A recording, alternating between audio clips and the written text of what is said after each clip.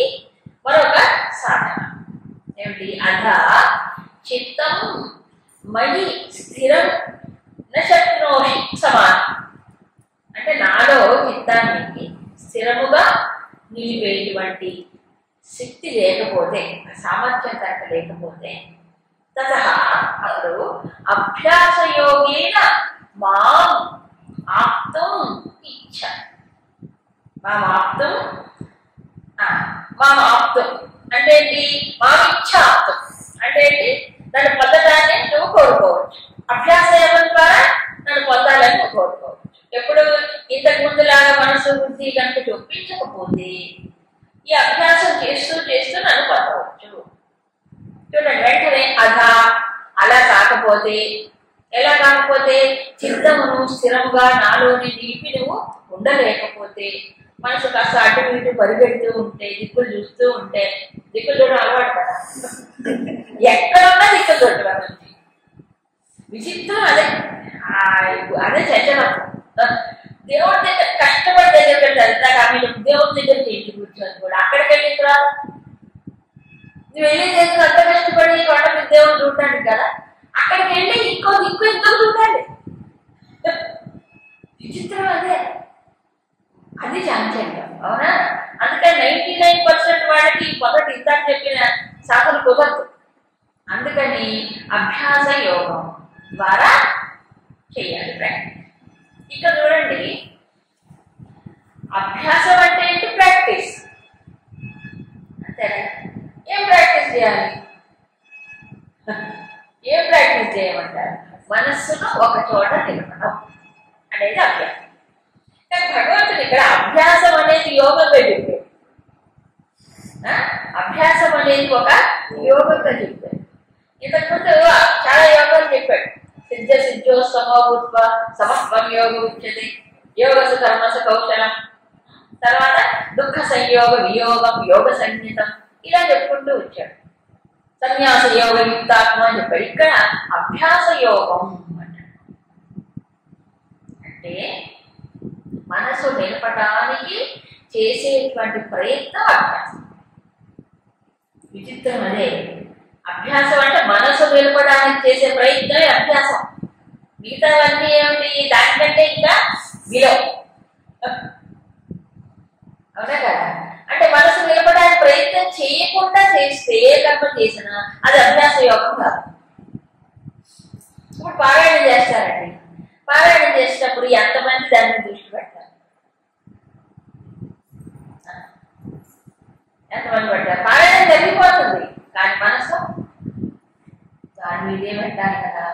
ఆ మనసు నిలపడానికి ప్రయత్నం చేయకుండా ఒట్టు పారాయణం చేసి అభ్యాస యోగం కాదు. వాక్కుకు సంబంధించినటువంటి ఒక ఇదే. అందుకు ఇందాక చెప్పినటువంటి స్థాయిని అందుకోవడానికి ఈ అభ్యాసం ఏది చేస్తాడో అదంతా అభ్యాస యోగమే. ఎందుకంటే ఒకేసారి వెళ్ళి కూర్చోమంటే మనసు కూర్చుంటుంది స్థిరంగా. అదే మాటల మనసు ఎంత వేగమైనటువంటిది. కానీ ఎంతకాలం దాని శిక్షణ ఇచ్చి కూర్చోబెడితే అంతంత మాత్రం కదా. అందుకని భగవంతుడు ఏం చెప్పాడు 6వ అధ్యాయంలో? అభ్యాసము, దాంతో పాటు ఏం కావాలి? వైరాగ్యం కావాలి. వైరాగ్య భావన పెంపొందించుకోవడం కూడా అభ్యాసంలో భాగమే. అవునా? వైరాగ్యం లేకుండా ఎంత ప్రయత్నం చేసినా ఇది నిలవదు, పట్టుపడదు. ఎందుకు? రాగం ఎక్కడుంటే అక్కడికి వెళ్ళిపోతుంది. రాగం ఎక్కడుంటే అక్కడికి వెళ్ళిపోతుంది. అవునా కదా? అందుకు సైడ్ బై సైడ్ ఏం చేయాలి? ఇప్పుడు అభ్యాసం చేస్తూ ఉండాలి. వైరాగ్యం కూడా, వైరాగ్య భావన. అందుకు శాస్త్రజ్ఞానం కావాలి. వైరాగ్యం ఊరికే వస్తుంది, వివేకం ద్వారా వస్తుంది. వివేకం అంటే శాస్త్రం చెప్పింది ఇది నిత్యం, ఇది అనిత్యం, ఇది శాశ్వతం, ఇది అశాశ్వతం. ఇలా ప్రతిసారి మనసుకు చెప్పుకుంటూనే ఉంటాయి. ఎవరు చెప్పాలి? ఈ బుద్ధి చెప్పాలి. బుద్ధి ఇంకోటి అడగపోతే అవునా? అందుకు అభ్యాసం అంటే మనకి మహాత్ములు ఎన్నో చెప్పారు. అభ్యాసం ఏం అభ్యాసాలు? పూజల దగ్గర నుంచి. అవునా కదా? భగవంతుడి వైపు దృష్టి నిలపడానికి ప్రయత్నం చేస్తూ ఏ సాధన చేసినా అభ్యాస యోగమే. జపం చేయొచ్చు, శాస్త్రాన్ని అధ్యయనం చేసి మననం చేసుకోవచ్చు. ఆ తర్వాత పారాయణము చేయొచ్చు. ఏ సాధనైనా పర్వాలేదు, మనసు మాత్రం విడిదిప్పాలి. అది అభ్యాస యోగం. అది కూడా యోగమే. ఎందుకని యోగం అన్నారు? అనుసంధానం చేస్తున్నట్టు ప్రయత్నం చేస్తూ ఉన్నాడుగా, అది చెప్పాడు. అంతేకాని కేవలం ఇంద్రియ కర్మం కాదు. ఇక్కడ ముఖ్యమైనది ఏమిటి? మనస్సు ప్రధానం. అయితే మనస్సుతో పాటు బుద్ధిని చేర్చమని ఇందాక చెప్పాడు. అది కూడా ఒప్పించడానికి ప్రయత్నం చేయాలి. సో ప్రయత్నం ఏదైతే ఉందో అదే అభ్యాసం. ఇది కూడా ఎప్పుడు ఎంతో చేయాలి? కోర్సు లేదు ఇందులో, లిమిటెడ్ కోర్స్ కాదు, అన్లిమిటెడ్. ఎప్పటి వరకు అయితే మనసు బుద్ధి మన చేతికి వస్తుందో భగవంతుడిలో తీస్తుందో అప్పటిదాకా చెయ్యాల్సిందే. నీ ఇష్టం, నువ్వు జన్మలు కావాలంటే చేసుకో, నీ చేతిలో. అవునా కదా? అందుకే ఇంతకు శ్లోకంలో మర్యావేచిత చేతసా అచిరాత్ పొచ్చు సంసార సాగరాత్ సముద్ధర్త భవామి అంటే ఏంటి? మరి ఆవేశిత చేతసా, పూర్తిగా మనస్సు నిండిపోయినప్పుడు, దాంట్లో నిమగ్నమైనప్పుడు నేను ఉద్ధరిస్తాను అన్నాడు. అప్పటిదాకా నీ స్ట్రగుల్ ఇది. సో ఆయనతో ఉద్ధరించబడాలన్నా ఏం కావాలి? నిలవాలి, దాంట్లో నిమగ్నం అవ్వాలి. దానికోసం చేసేటువంటి అన్ని ప్రయత్నాలు బాగుంది. అయితే ఇది కూర్చొని చేయాలి, కాసేపు అయినా అభ్యాసం. నిలబడుతూ కూడా చేసుకోవచ్చు, తిరుగుతూ కూడా చేసుకోవచ్చు. అయితే ఒక చోట కూర్చుంటేనే అది తిరుగుతుందే ఏది మనస్సు, మనం తిరుగుతూ ఉంటే అది కూర్చుంటుందా? చెప్పండి, సత్యంగా. అలాంటి వారికి మనకు ఆ 6th చాప్టర్ 6వ అధ్యాయంలో ఆరుక్షోభ మునేర్యోగం కర్మకారణం ఉచ్యతే యోగారూఢస్య తస్యైవ చమత్కారణం ఉచ్యతే చెప్పాడా లేదా? ఆరుక్షోభ మునే అంటే మనస్సు ఇంకా వశంలోకి రాలేదు, వశంలోకి తెచ్చుకోవడానికి ప్రయత్నం చేస్తున్నాడు. సో ఆ ప్రయత్నం చేసేవాడికి ఏం సాధన చెప్పాడు అక్కడ? కర్మకారణం ఉచ్యతే, కర్మే వాడికి సాధన కదా. సో అభ్యాసం చేయలేని వాడు కూడా ఉంటారు. అంటే మనసును నిలిపి అక్కడ సాధన చేయలేరు. ఎందుకంటే మనసు చాలా సూక్ష్మం, సత్యం చాలా సత్యం, ఎంత సూక్ష్మం. కాబట్టి అలాంటప్పుడు అవునండి, ఇప్పుడు జపం చేయాలనుకుంటాడు, జపం చేస్తుంటే మాన తెలుస్తుంది, కానీ మనసు ఎన్నిసార్లు బయటికి వెళ్ళి లోపలికి వస్తుంది, ఎన్నిసార్లు పోతుంది, ఎన్నిసార్లు వస్తుంది. అభ్యాసం కూడా సాధ్యం కాదు. అభ్యాస యోగం కూడా చేయలేరు. మనసు నిలపడానికి చేసే ప్రయత్నంలో ఏమవుతుందంటే బలవంతంగా చేస్తేనేమో దాని బాగా ఒకటి మనస్సుకి ప్రెషర్ క్రియేట్ అవుతుంది. అవునా? బలవంతంగా చేస్తే ఏమవుతుంది? ప్రెషర్ ఎక్కువైపోతుంది, విసుకొస్తుంది కాబట్టి కాదు. అభ్యాసం కూడా చాలా మంది చేయలేదు. మరి ఏం చేయాలి స్వామి? ఎక్కువ వేగం ఉంది, మరుగులు పెట్టాలనిపిస్తుంది దానికి. అప్పుడు ఏం చేయాలి?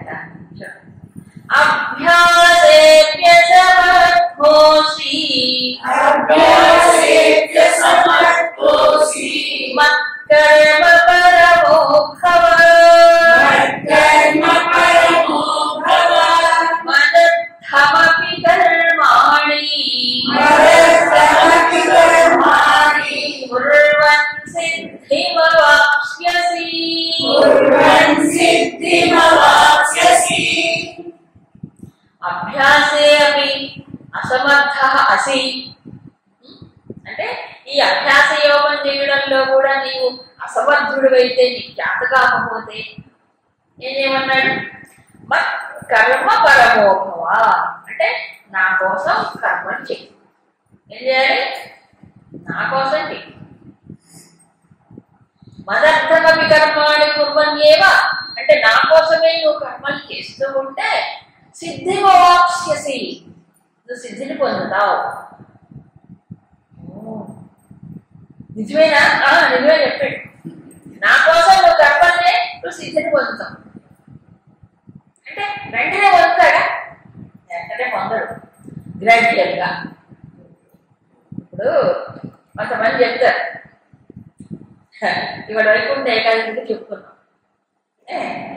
ఉత్తర ద్వారం తెలుసు కదా అందరికి. ఉత్తర ద్వారంలో నుంచి వెళ్ళిపోతే ఏమవుతుంది? ముక్తి వస్తుంది, వైకుంఠం వెళ్ళిపోతే గ్యారంటీ అంటారు.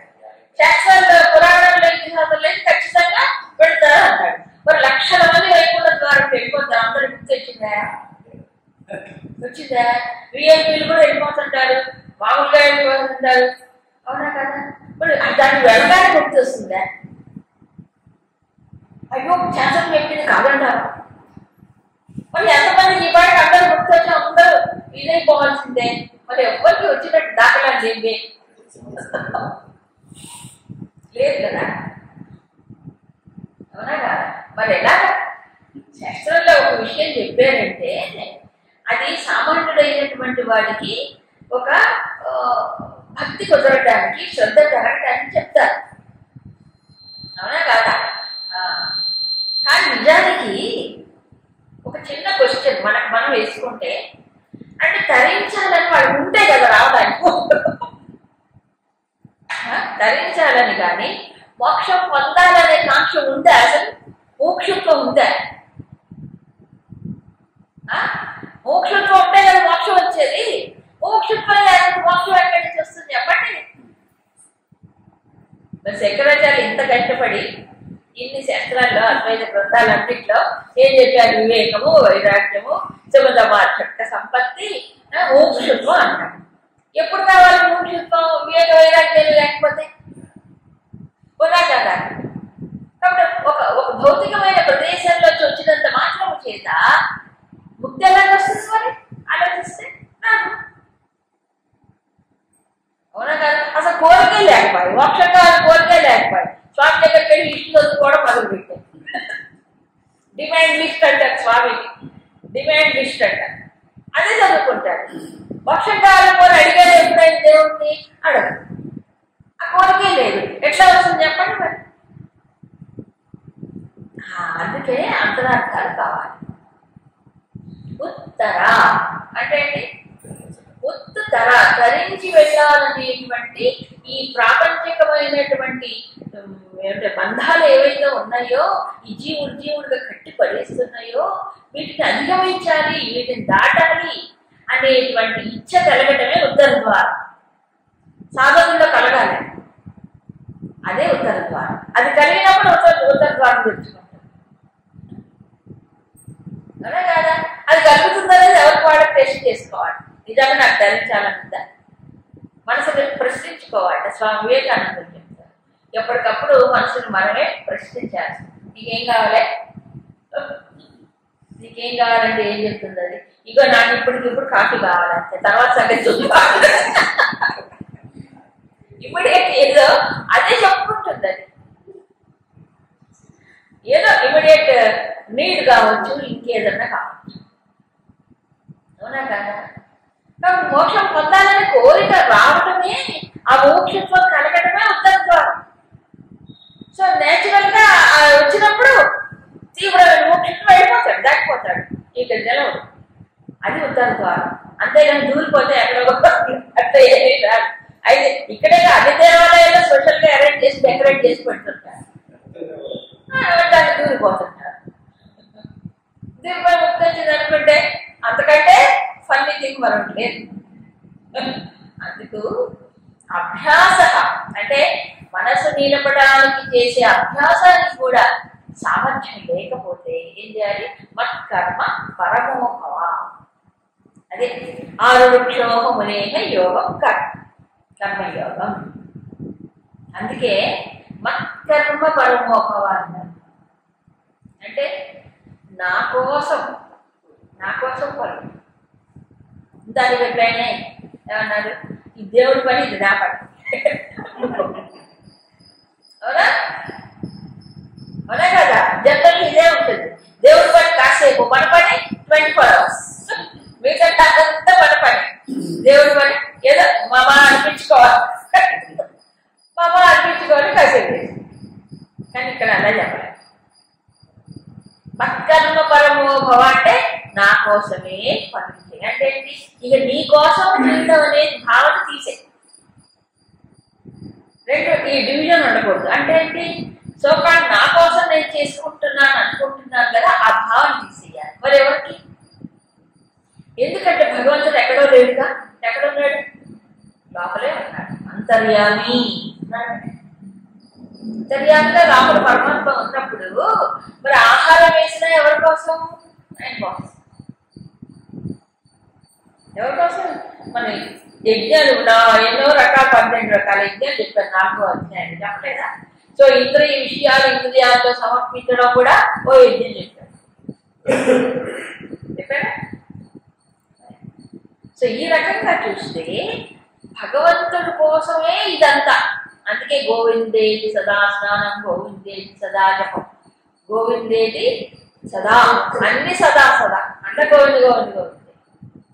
అప్పుడు నేను తలస్నానం చేయడం నా కోసం కదా కాదు. ఎందుకంటే భగవంతుడి దీంట్లో చైతన్య కూడా లేకపోతే నీకు ఇంకోటి చేయించేస్తా.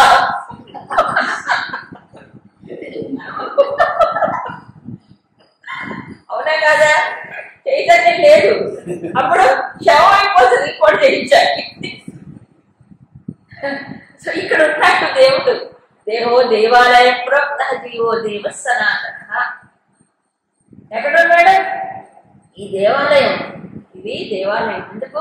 దేవుడు ఉన్నాడు, పరమాత్మ ఉన్నాడు. కాబట్టి ఈ స్నానం ఎవరికి? ఇప్పుడు భగవంతుడు. అవునా కాదా? గుడి శుభ్రం చేయడం కూడా సేవే. ఆ గుడి శుభ్రం చేయడమే సేవ అనుకుంటాడు, కానీ దీన్ని శుభ్రం చేయడం కూడా ఆయనకి. అప్పుడు అన్ని కర్మలు ఎవరికి అవుతున్నాయి? భగవంతుడు కర్మలే అవుతాయి. అదే మనకి సౌందర్య లహరిలో, అదే శివానంద లహరిలో చెప్పారు శంకరాచార్య. అవునా కాదా? ప్రణామ సంవేద ఆఖరి నిద్రమైన సమాధి స్థితి అన్నాడు. నిద్రా సమాధి స్థితి. అవునా? సర్వాణి గిర అన్ని వాక్కులు నీ యొక్క స్తోత్రంలే. ఎక్కడ కాళ్ళతో నేను నడిచినా నీ ప్రదక్షిణలే. సంచార ప్రదయో ప్రదక్షిణ విధి. ఎందుకని? ఇది మొబైల్ టెంపుల్. ఇది మొబైల్ టెంపుల్, అదేమో కదలకుండా ఉంటుంది. ఇది కదిలే గుడి. ఎందుకంటే దేవుడు ఉన్నాడు కాబట్టి. దేవుడు లేకపోతే ఏం కదా. అందుకని మత్కర్మ పరమో, నువ్వు ఎక్కడ చేసినా అది నా కోసమే చేయాలి. ఈ భావం నిలుపుకోవడం తేలికండి. కర్మ చేయడం ఈజీ. ఈ భావం నిలుపుకోవడం ఇది కూడా సాధనే. కాబట్టి ఏమవుతుంది? కొంత మనం ఏం చేస్తారు ఇప్పుడు ఈ ఆప్షన్ లో కట్టేసి మనసు కూర్చోబెట్టడం కష్టం కాబట్టి ఇంద్రియాలు కదులుతాయి, కర్మలు జరిగిపోతున్నాయి. కానీ దానికి ఒక భావన యాడ్ చేసుకోవాలి. ఏమిటది? ఇది భగవంతుడికి, ఈ కర్మ భగవంతుడికి, ఇది భగవంతుడికి అనేది కూడా సాధనే కదా. లేకపోతే ఏమనిపిస్తుంది? ఇది నాకు, అది వాళ్ళకి, అది దేవుడికి. ఇది నాది, అది వాళ్ళ కోసం చేస్తున్నాం, ఇది మాత్రం దేవుడి కోసం చేస్తున్నాం. 3 అయిపోయింది. అది సత్యం. అందుకని మత్కర్మ పరమోభవ. ఏమంటే అలా నా కోసమే కర్మలు చేస్తూ ఉంటే మదర్థమపి కర్మాణి కుర్వన్ సిద్ధిమోక్ష్యసి. ఇలా నిత్య నిరంతరం ఈ భావం భగవంతుడికి అన్నప్పుడు మనసు ఎక్కడుంటుంది? ఈ ప్రయత్నంలో కర్మలు ఆగట్లేదు. దీనికి ఫ్రీడమ్ ఇచ్చాము కర్మలు చేసుకోవడానికి, కానీ దృష్టి ఎక్కడికి పోతుంది? ఈ సాధనలో భగవంతుడి వైపు తిరుగుతుంది. కూర్చొని చేయలేడు కాబట్టి నెరవేరుతుంది, కర్మలు చేసుకుంటూ చెయ్యి. అప్పుడు అలాంటి వాడికి తర్వాత ఏమవుతుంది? ఒకచోట కూర్చొని కదా భగవంతుడి వైపు పూర్తిగా చిత్తములయం చేసే స్థితి వస్తుంది, గ్రాడ్యువల్గా వస్తుంది. అప్పుడు అలాంటి వాడు ఏమంటున్నాడు? సిద్ధిని పొందుతున్నాడు. ఇప్పుడు ఇంకొకటి, భగవంతుడి కోసం కర్మ చేయాలి అనుకున్నప్పుడు, ఈ భగవంతుడి కోసం ఉన్నప్పుడు దాని కర్మ ఫలితం ఎవరిదై ఉండాలి? సో దీంట్లో కర్తృత్వము పోతుంది, ఇంకేపోతుంది? భోక్తృత్వము పోతుంది. ఈ 2 పోతాయి. అవునా? 2 పోతాయి. కర్తృత్వ భోక్తృత్వం. సరే, బాగుంది.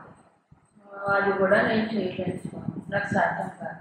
ఎందుకంటే చెప్పాను కదా, ఈ దేహ తాదాత్మ్య భావన నేను దీనికి చేసేవే నాని అనుకోవడం ఉందే, అది అలో చేయదు, కట్టిపడేస్తాం.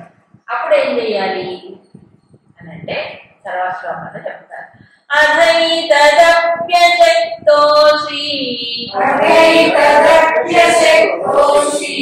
కర్తుం మద్యోగమాశ్రితః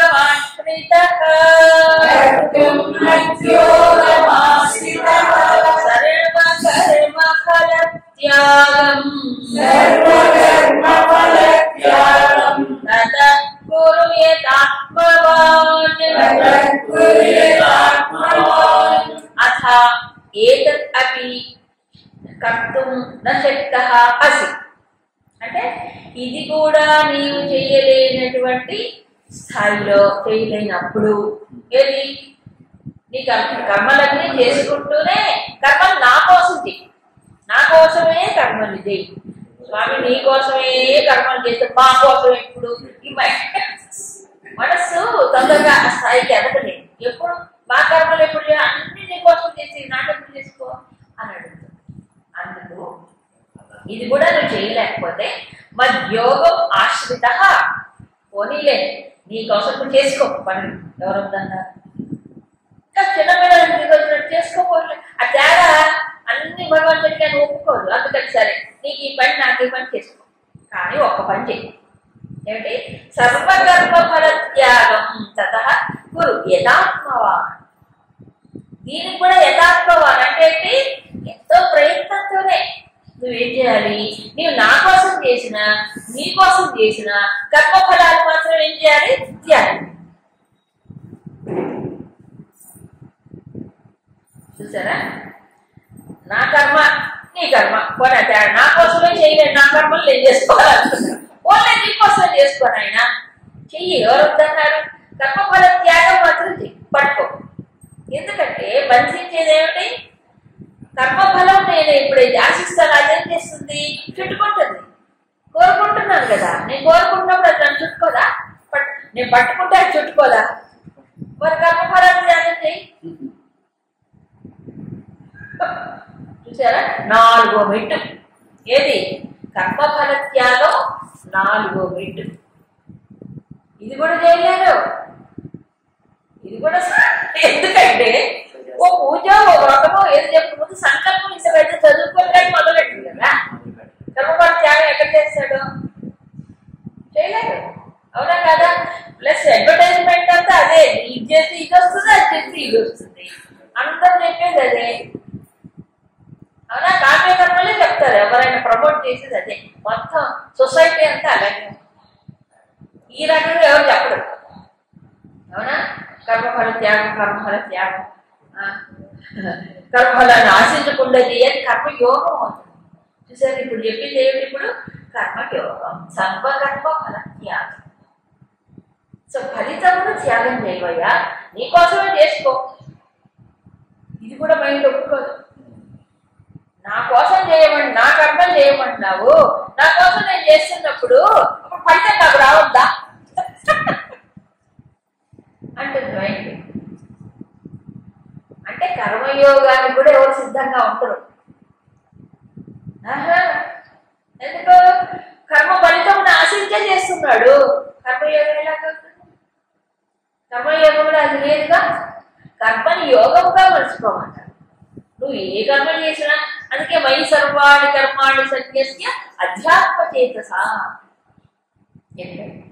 దృష్టి అధ్యాత్మ పరమాత్మ వైపు మళ్ళించి నువ్వు కర్మలు చెయ్యి. సర్వాణి కర్మాణి, అన్ని కర్మ మై నాలో దృష్టి విడిచి, అదే కదా. అప్పుడు ఏమవుతుంది? కర్మఫల సమర్పణ, భగవంతుడిలో దృష్టి నిలిపి చేసి అలా నిలబడడం అంటే ఏం చేయాలి? ఇప్పుడు ఇది భగవదార్పణం. ఏది భగవదార్పణం? ఈశ్వరార్పణ బుద్ధి అన్నాడే, అలాంటి కర్మలే చిత్తశుద్ధిని కలిగిస్తాయి. ఎందుకంటే దీని ఫలితం ఈ సర్వకర్మ ఫల త్యాగం అనేటువంటి చూశారు. దీని ఫలితము తర్వాత శ్లోకంలో చెప్తాడు, రాబోయే శ్లోకంలో. అందుకు ఫల సమర్పణ ఏం తేలిక కాదు. ఇప్పుడు ఎలాగంటే పూజ అయిన తర్వాత బ్రాహ్మణుడు చెప్తాడు, ఎవరో చెప్తారు, నీళ్ళు అదటం ఈజీ. అవునా కదా? ఏదత్ఫలం శ్రీకృష్ణార్పణ వస్తు అది ఏమైందంటే యాక్షన్ ఒక భాగం అయిపోతుంది. తంతు తంతు అంతే, ఒక క్రియలో ఒక భాగం అయిపోయింది. అవునా? కానీ కర్మ ఫలితమును ఆశించకుండా ఇది ఎందుకు చేస్తున్నాను అంటే అంతరాత్మలో ఉండేటువంటి భగవంతుడి కోసం ఇది. కాబట్టి ఈ ఫలితం ఎవరికి సమర్పణ చేయాలి? ఆయనకి. ఎందుకు సమర్పణ చేయాలి? మనకి 2వ అధ్యాయంలో దీనికి బాగా వివరంగా లాజికల్ గా చెప్పాడు. కర్మణ్యేవాధికారస్యే మా ఫలేషు కదాచన మా కర్మ ఫలహేతుర్భుః మా తే సంగోస్త్వ కర్మణి. చాలా క్లియర్ గా చెప్పాడు.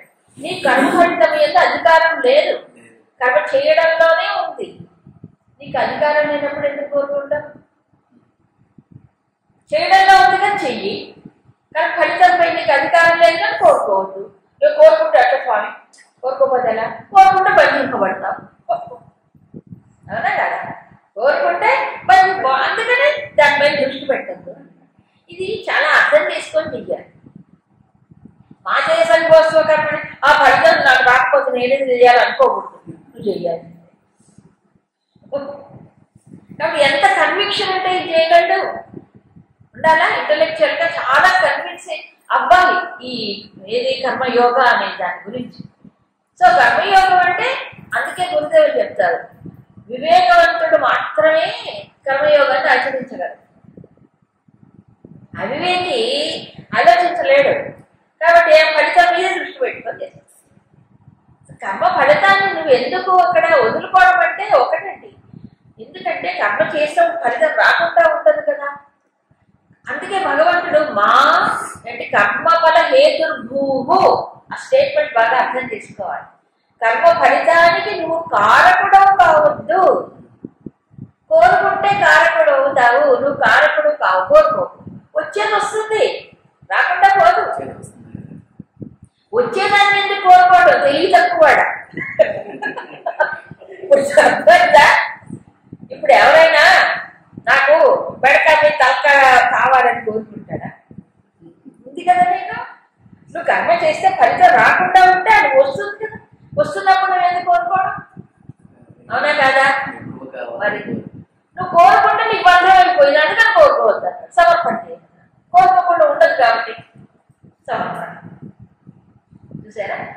అందుకని మద్యోగం ఆశ్రిత అంటే నాతో అనుసంధానం చేస్తూ చింతన చేస్తూ సర్వకర్మ ఫల త్యాగం అంటే నీకోసం నా కోసం కాదు, అన్ని కర్మల్ని కూడా కర్మ ఫలితాలను త్యాగించి.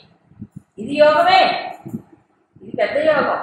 ఇది చేయడానికి కూడా ఉండాలి యథాత్మవాన్ అంటే బాగా యత్నశీలుడై. ఏ యత్నం? ఈ మనసు మాటికి కోరుకుంటుంది కదా, నా కర్మలు నా ఫలితాలు అంటుంది కదా, దానికి కూడా బాగా ప్రయత్నం చేయాల్సిందే. ఇంకొకటి గురుదేవులు ఎప్పుడు చెప్పే విషయం ఇదే, కర్మ ప్రస్తుతం వర్తమానంలో చేస్తాం, ఫలితం ఎప్పుడు వస్తుంది? భవిష్యత్తులో వస్తుంది. సో భవిష్యత్తులో రాబోయే ఫలితాల మీద దృష్టి పెట్టి వర్తమానంలో కర్మను చెడగొట్టుకోవడం ఎవరి పని? అవివేకుల పని. దృష్టి ఫలితం కూడా కర్మ ఏమైపోతుంది? ఇప్పుడు కర్మ పైన దృష్టి ఉండదు, ఫలితం పైన దృష్టి ఉంటే అవునా కదా ఇది చెడిపోతుంది. అవునా కదా? ఇప్పుడు వంట చేస్తున్నారు, వంట చేస్తూ అందరూ మెచ్చుకుంటారో లేదు, మెచ్చుకుంటారో లేదు, ఏమవుతుందో ఏమో. అవునా కదా? నువ్వు చేసేది బాగుంది, ఆటోమేటిక్గా మెచ్చుకుంటావు. నువ్వు బాగా చదువుకో, బాగా రాయి, నీకు రిజల్ట్ బాగానే వస్తుంది. రిజల్ట్ గురించి ఆలోచించుకో, దీని మీద తెలిసి అంతే. Simple logic. అవునా కదా? అందుకు యథాత్మవా బాగా మనస్సును వశం చేసుకోవాలి. దీనికి కూడా దాన్ని బాగా చెప్పాలి అర్థమయ్యేటట్లుగా. సో నువ్వు కర్మఫల త్యాగం అంటే అదేదో త్యాగం చేయటం కాదు. నీకు అది బంధం కాకుండా ఉండాలంటే, నీకు బరువు కాకుండా ఉండాలంటే, నువ్వు రిలీఫ్ గా ఉండాలంటే ఏం చేయాలి? దాన్ని కృష్ణార్పణం, భావనతో కృష్ణార్పణం. భావనే బంధిస్తుంది, భావనే ఇరికిస్తుంది, భావనే రిలీజ్ చేస్తుంది. సో సమర్పణ భావన అలవాటు చేసుకుంటే ఏమవుతున్నాడు? ఇరుక్కుపోకుండా ఉంటాడు. వచ్చేది రాకుండా మానదు. అవునా కాదా? వస్తుంది. అందుకని ఒకవేళ ఏమన్నాడు? ఇందాక చెప్పినట్టుగా మొట్టమొదటి మనసు బుద్ధి నిలవలేకపోయినా అభ్యాస యోగం చేయి. అభ్యాస యోగం చేయడం సాధ్యం కాకపోతే నా కోసమే కర్మలు చేయి.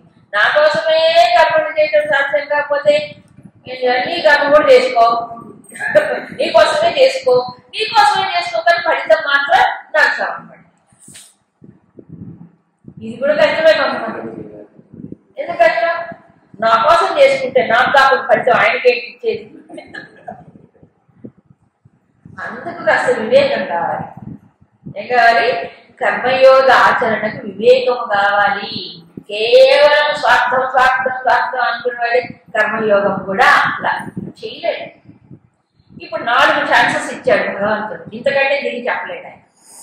ఇంతకంటే దిగి చెప్తే కామ్యకర్మలే తర్వాత ఉండేది. అది కామ్యకర్మలు. కామ్యకర్మలు చెప్పేది ఉంది, బంధమే అయిపోతుంది. సో 4 ఆప్షన్స్ సాధనలో ఇచ్చాడు. ఇచ్చి ఈ సాధనల్లో సాధన మార్గంలో దేనికంటే ఏది ఎక్కువైనది ఇది కూడా చెప్పాలిగా. మనకు తెలియదుగా ఏ సాధనగా ఎవరు కూడా నేను గొప్ప సాధన చేస్తున్నా అనుకుంటారు. అది విచిత్రం. అదే విచిత్రం, తెలియదు మనకి దేనికి కంటే ఏది గొప్పది అనేది కనుక అర్థం చేసుకుంటే అప్పుడు తెలుస్తుంది ఈ కర్మ ఫలత్యాలు ఎంత గొప్పదో అప్పుడు అర్థం.